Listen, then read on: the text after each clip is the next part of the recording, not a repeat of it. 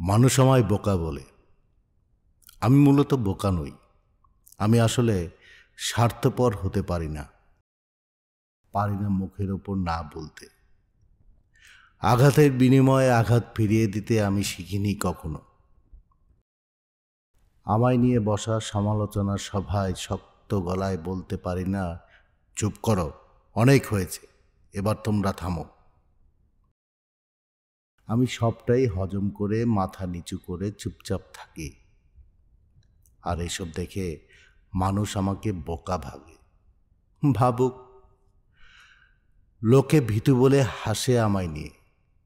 ওই যে আমি মানুষকে ছুঁড়ে ফেলতে পারি না যে, বরং যারা কাছের তাদের হারানোর ভয়ও আমার খানিকটা শক্ত করে আঁকড়ে ধরি, জড়িয়ে নেই নিজের সবটা জুড়ে।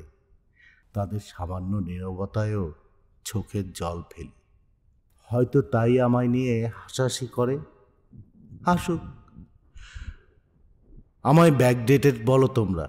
এই যে পুরনো ঘ্রাণ, সম্পর্ক, এসব নিয়ে পড়ে থাকতেই আমার শান্তি, কারণ এতে আমার তুষ্টি, আমার ভালো লাগা, আমার স্বস্তি। এতে কতজন আমায় কত সমালোচনা করেছে, সে করুক। তোমরা আমাকে বোকা, ভীতু, ব্যাকডেটেড ইত্যাদি ইত্যাদি বলো, যেই যাই বলো, তবে বিশ্বাস করো, স্বার্থপর কিংবা অহংকারী নই আমি মোটেও।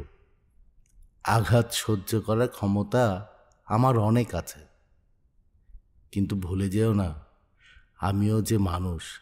অনুভূতির ক্ষমতা আমাদের সবার সমান।